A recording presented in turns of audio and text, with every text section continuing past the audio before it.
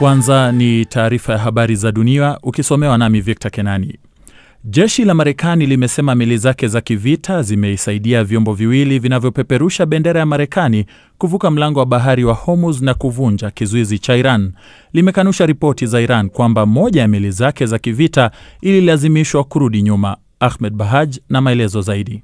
Uongozi wa jeshi la Marekani ulisema kuwa meli zake mbili za kivita sasa ziko katika ghuba kusaidia operesheni ya kuhakikisha upitishaji salama uliotangazwa na Rais Trump. Data ya ufuatiliaji wa baharini inaonyesha kuwa vyombo vichache kwa sasa vinajiandaa kujaribu kuvuka. Tanki la mafuta la Umoja wa Falme za Kiarabu katika njia hiyo ya maji lililengwa na kile ambacho UAE inasema ni ndege zisizo na rubani za Iran. Tehran imesisitiza kwamba upitishaji wowote salama lazima uratibiwe nayo. Maafisa wa Iran hapo awali walisema risasi za onyo zilifyatuliwa dhidi ya meli ya kivita ya Marekani. Mamia ya meli za kibiashara za kimataifa na takriban mabaharia 20,000 wamekwama katika eneo hilo tangu vita kati ya Marekani na Iran vilipoanza miezi miwili iliyopita.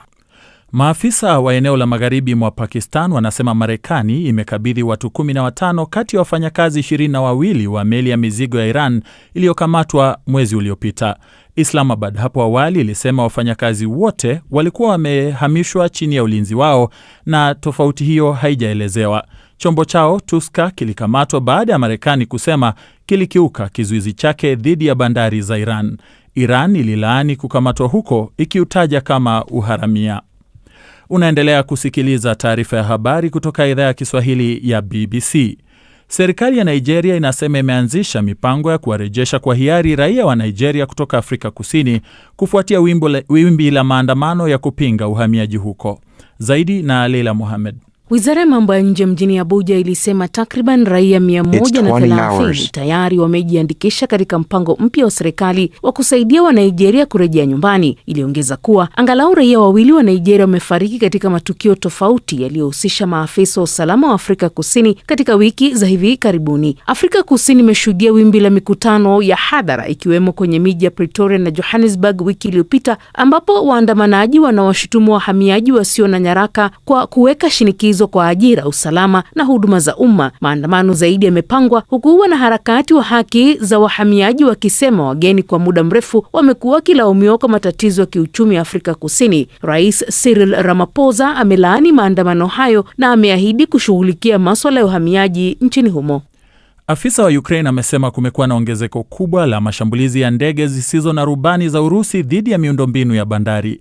Naibu Waziri Mkuu Oleksiy Kuleba alisema zaidi ya mashambulizi 800 yamerekodiwa kati ya mwezi Januari na mwezi Aprili ikilinganishwa na 75 tu katika kipindi hicho mwaka wa 2025.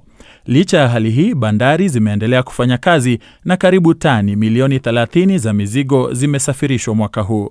Katika shambulio la hivi karibuni la Urusi dhidi ya Ukraine, watu 6 wameuawa na zaidi ya 30 kujeruhiwa katika shambulio la kombora katika mji wa Merefa ulioko kaskazini mashariki mwa mkoa wa Kharkiv. Mamlaka za afya nchini Cape Verde zimekataa kuruhusu meli ya kitalii yenye tuhuma za mlipuko hatari wa hantavirus kutia nanga nchini humo, zikisema lazima zilinde wakazi wa eneo hilo.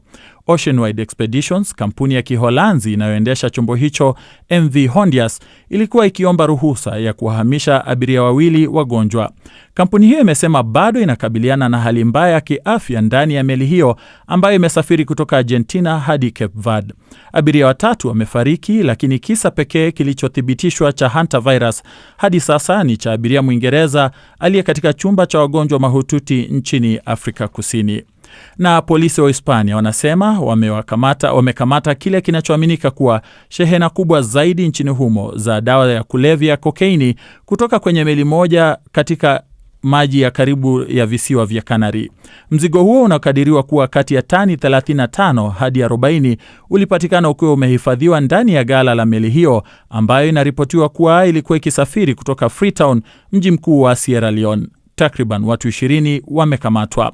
Uhusiano wa karibu wa Uhispania na Amerika ya Kusini pamoja na ukaribu wake na Morocco, mzalishaji mkubwa wa bangi, kwa muda mrefu umeifanya kuwa lango muhimu la kuingiza dawa haramu za kulevya barani Ulaya.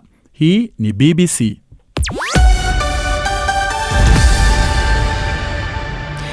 Naam, taarifa ya habari za ulimwengu imesomwa na Victor Kenani. Matangazo ya Dira ya Dunia yanasikika kupitia Radio Free Africa, Radio 1 na Radio 5 nchini Tanzania. Nchini Uganda ni Radio Kitara, Radio Paidha na Radio Lira. Ukiwa Kenya utapata pia kupitia Radio Gaf Radio, Nyota FM na Most FM. Ukiwa Jamhuri ya Kidemokrasia ya Kongo ni Radio Muungano Beni na Elizad Radio.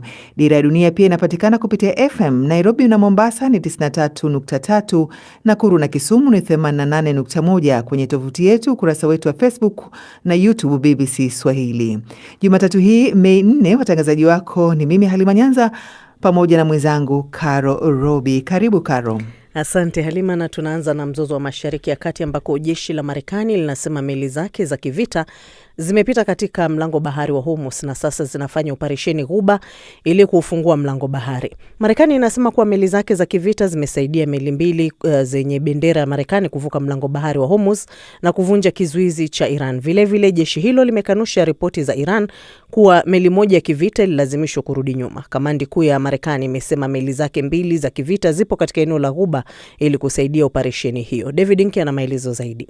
Tayari Iran imetangaza kwamba jeshi lake litashambulia majeshi ya Marekani endapo yatajaribu kuingia katika mlango bahari wa Hormuz kufuatia tangazo la Rais wa Marekani Donald Trump kuhusu operesheni ya kusaidia meli kupita katika eneo hilo. Rais Trump ametangaza kwamba nchi yake itaanza operesheni maalumu ya kusaidia meli zilizokwama katika mlango bahari wa Hormuz, akieleza hatua hiyo ni kama msaada wa kibinadamu kwa mataifa yasiyohusika moja kwa moja na vita kati ya Marekani, Israel na Iran. Hata hivyo, kamandi kuu ya Iran imesema kwamba mkondo huo wa bahari ulikuwa chini ya udhibiti wake. Kwa upande wake, jeshi la Marekani limesema kwamba takriban wanajeshi wake 15,000 watahusika katika operesheni hiyo, lakini rais wa Faransa Emmanuel Macron amesema lazima kuwepo na tahadhari kubwa.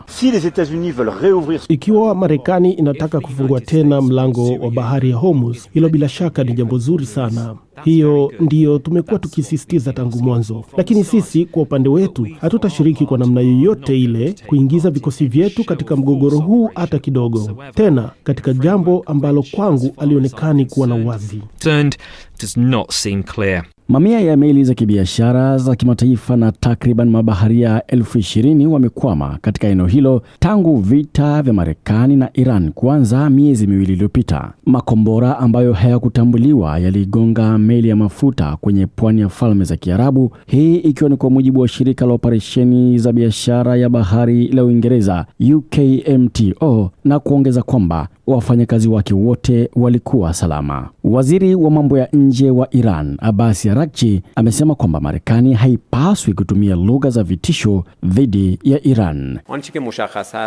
Kilicho wazi ni kwamba ulimwengu haukubali madai ya unyanyasaji wa kibinadamu wa Marekani, wala kuamini kwamba Marekani inaweza kuibuka na kushinda kutoka kwenye uongo huu mkubwa ambao imekuwa ikiusambaza kila wakati na kutupaka matope. Kufikia sasa, Marekani ingepaswa kuwa imeshajifunza somo hili, kwamba katika kushughulika na taifa la Iran hawawezi kutumia lugha ya vitisho na kulazimishana. They cannot use the language of threat and coercion. Siku ya Jumapili, Rais wa Marekani Donald Trump alisema kwamba majadiliano mazuri sana yanaendelea na Iran juu ya kusuluhisha vita na kwamba vikosi vya Marekani hivi karibuni vitaanza kusindikiza meli kutoka kwenye mlango bahari wa Hormuz. Katika chapisho kwenye jukwaa lake la mtandao wa kijamii la Truth, Trump aliita ishara ya kibinadamu akisema kwamba meli nyingi zilizosongwa zilikuwa zikipungukiwa na chakula, lakini alitoa maelezo machache juu ya jinsi zoezi hilo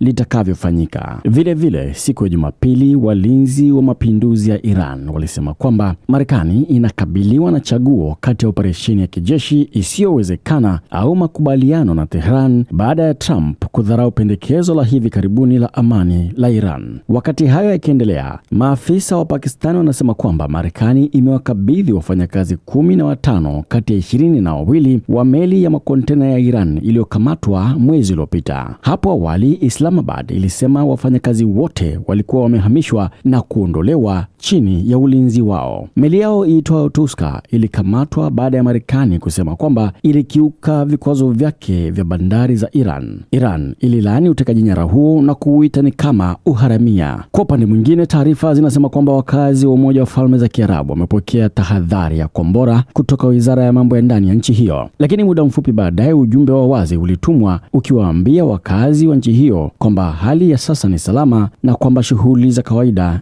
zinaweza kuanza tena. Bado haijabainika nini hasa kilisababisha onyo hilo. David Nkya, Dira ya Dunia, BBC.